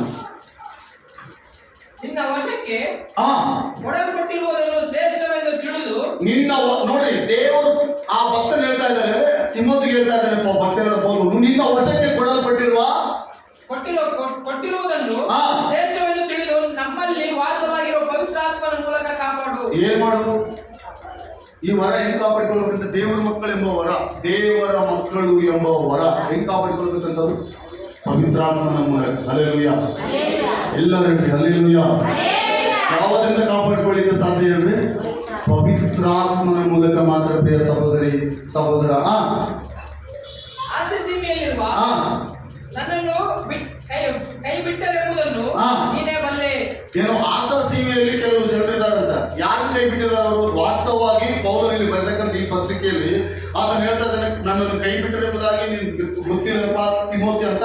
ತಿಮೋತಿಗೆ ಪೌಲನ್ ಹೇಳ್ತಾರೆ. ವಾಸ್ತವವಾಗಿ ಬಿಟ್ಟಿದ್ದು ಯಾರು ಗೊತ್ತವರು? ಆಸಾ ಸೀಮೆಯವರು ಪರಿಶುದ್ಧಾತ್ಮನ. ಯಾರು ಹೇಳ್ರಿ? ಯಾರು ಬಿಟ್ಟಿರೋಂಥವ್ರು? ಪರಿಶುದ್ಧಾತ್ಮನ. ಆದ್ರೆ ಅದೇ ಸೀಮೆಯಲ್ಲಿ ಕೆಲವು ಕುಟುಂಬಗಳಿದ್ದಾವೆ. ಅದು ಉತ್ತಮ, ಕೆಲವು ಕುಟುಂಬ ಒಳ್ಳೆ ಕುಟುಂಬ. ಓದ್ರಿ. ಅವರಲ್ಲಿ ಕೊಗಿಲನನು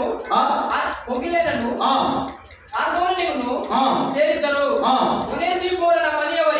ಒನೇಸಿಫೋರನ ಮನೆಯವರಿಗೂ ಕರ್ತನು ಕರುಣೆಯನ್ನು ತೋರಿಸಲಿ. ಏನ್ ಮಾಡ್ಲಿ? ಆಸ ಸೀಮೆಯಲ್ಲಿ ಕೆಲವು ಕುಟುಂಬಗಳಿದ್ದಾವೆ. ಅಂದ್ರೆ ಪರಿಶುದ್ಧಾತ್ಮ ಕಳ್ಕೊಂಡಂತ ಕುಟುಂಬಗಳು. ಆ ಪೌಲರು ಹೇಳ್ತಾ ಇದ್ದಾರೆ, ನನ್ನನ್ನು ಬಿಟ್ಟಿದ್ದಾರೆ ಅದರ ಅರ್ಥ ಏನ್ ಗೊತ್ತಾ? ಪರಿಶುದ್ಧಾತ್ಮನವರು ನಿರಾಕರಿಸಿದ್ದಾರೆ. ಅಂದ್ರೆ ಎಲ್ಲೋ ತಪ್ಪು ಬರುತ್ತಾ ಇದ್ದಾರೆ. ಅವ್ರಿಗೆ ಅವ್ರದೇ ಆದಂತ ಒಂದು ರೂಲ್ಸ್ ಇದೆ, ಅವ್ರದೇ ಆದಂತ ಒಂದು ಕಟ್ಟಳೆ ಇದೆ. ಅವ್ರು ಏನ್ ಮಾಡಿದ್ರೆ ಓಕೆ, ಅವ್ರು ಏನ್ ಮಾಡಿದ್ರೆ ಅದೇ ಸರಿ, ಅದು ಏನ್ ಮಾಡಿದ್ರೆ ಓಕೆ ಅನ್ನುವ ರೀತಿಯಲ್ಲಿ ಅವ್ರು ಬರುತ್ತಾ ಇದ್ದಾರೆ. ಆದ್ರೆ ಪೌಲರು ಹೇಳ್ತಾ ಇದ್ದಾರೆ, ಅವ್ರು ಬಿಟ್ಟಿದ್ದಾರೆ, ಕೆಲವರು ಬಿಟ್ಟು ಹೋಗಿದ್ದಾರೆ. ಪರಿಶುದ್ಧಾತ್ಮನ ನಿಯಂತ್ರಣದಲ್ಲಿ ಕೆಲವರಿಲ್ಲ. ಪರಿಶುದ್ಧಾತ್ಮನ ನಿಯಂತ್ರಣದಲ್ಲಿ ನಮ್ಮಲ್ಲಿ ಕೂಡ ಕೆಲವರಿಲ್ಲ. ಅದರಲ್ಲಿ ಎರಡು ಕುಟುಂಬ ಇದೆ. ಅವರಿಗೆ ದೇವರ ಕರುಣೆ ತೋರಲಿ. ಯಾರ್ಯಾರಂತವ್ರು? ಯಾರು? ಒನ್ನೇಶಪೋರನ ಮನೆಯವರು ಕರ್ತನ ಕರುಣೆ ತೋರಿಸಲಿ. ಅವನು ಅನೇಕ ವರ್ತಿ ನನ್ನನ್ನು ಆಧರಿಸಿದನು.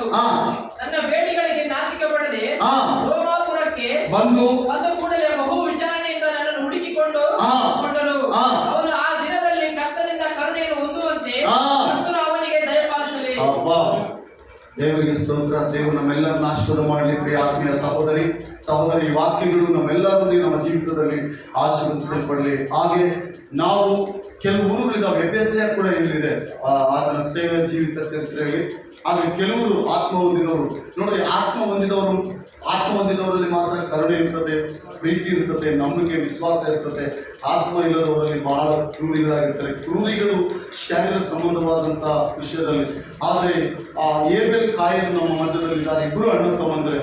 ಆದರೆ ಏಬೆಲ್ನ ಕಾಣಿಕೆ ದೇವರು ಮೆಚ್ಚಿದ, ಕಾಯನ ಕಾಣಿಕೆ ಮೆಚ್ಚಿಲ್ಲ. ಕ್ರೂರಿ ಆ ಏಬೆಲ್ ತೆಗೆದುಕೊಂಡು ಹೋಗಿ ಕಾಯನ ಕೊಂದಾಕ್ಬಿಟ್ಟ. ಕಾಯನ ಕಾಣಿಕೆ ಮೆಚ್ಚಿಲ್ಲ. ಅಂದ್ರೆ ಇದು ಶರೀರ ಸಂಬಂಧವಾದದ್ದು. ದೇವರು ಕಾಣಿಕೆ ಮೆಚ್ಚಬೇಕಾದ ವಿಷಯದಲ್ಲಿ ನೀನು ಕೊಟ್ಟಿರ್ಬೇಕು. ನಿಮ್ಮ ಹೃದಯ ಪವಿತ್ರಾತ್ಮ ನಿನ್ನನ್ನು ಪ್ರೇರಣೆ ಮಾಡ್ತಿರ್ತಾನೆ, ಅವ್ರಿಗೆ ನೀನು ಏನ್ ಮಾಡ್ತಾ ಇದೆ ಅಂತ. ಅದು ಬಿಟ್ಟು ನೀನು ತೋರಿಕೆಗಾಗಿ ಆ ಕಾಣಿಕೆ ಕೊಡಬೇಕಾಗಿಲ್ಲ. ನೀನು ತೋರಿಕೆಗಾಗಿ ವಿಶ್ವಾಸಿಯಾಗಿ ಜೀವಿಸಬೇಕಾಗಿಲ್ಲ. ನೀನು ತೋರಿಸ್ಕೊಳ್ಬೇಕಂತ ಯಾರು ನೋಡ್ಬೇಕಂತ ಏನು ಮಾಡಬೇಡ. ಪರಿಶುದ್ಧ ಆತ್ಮ ಅಂತರಂಗ ಪುರುಷ ನಿನ್ನ ನೋಡ್ತಾ ಇದ್ರೆ ಎಂಬುದಾಗಿ ನೀನು ಅದನ್ನು ಮೆಚ್ಚಿಸು. ಅದೇ ರೀತಿ ನಡ್ಕೋ. ದೇವರು ನಿನ್ನ ಆಶೀರ್ವಾದ ಮಾಡ್ತಾನೆ. ಕರ್ತನು ನಮ್ಮೆಲ್ಲರನ್ನು ಆಶೀರ್ವಾದ ಮಾಡಲಿಕ್ಕೆ ಆತ್ಮೀಯ ಸಹೋದರಿ ಎಲ್ಲರ ಕಣ್ಣುಗಳನ್ನು ಮುಚ್ಚಿ ಕೇಳಲ್ಪಟ್ಟ ಈ ವಾಕ್ಯಕ್ಕಾಗಿ ನಾವು ಪ್ರಾರ್ಥನೆ ಮಾಡಿಕೊಳ್ಳೋಣ. ಸರ್ವಶಕ್ತನು ನಮ್ಮೆಲ್ಲರನ್ನು ಆಶೀರ್ವಾದ ಮಾಡಲಿ. ಪರಿಶುದ್ಧ ದಿನ ನಮ್ಮೊಂದಿಗೆ ಸೂಟಿಯಾಗಿ ಮಾತನಾಡಲಿಕ್ಕಾಗಿ ಸ್ತೋತ್ರಪ್ಪ. ಪರಿಶುದ್ಧನಾದ ದೇವರೇ, ನಿಮಗೆ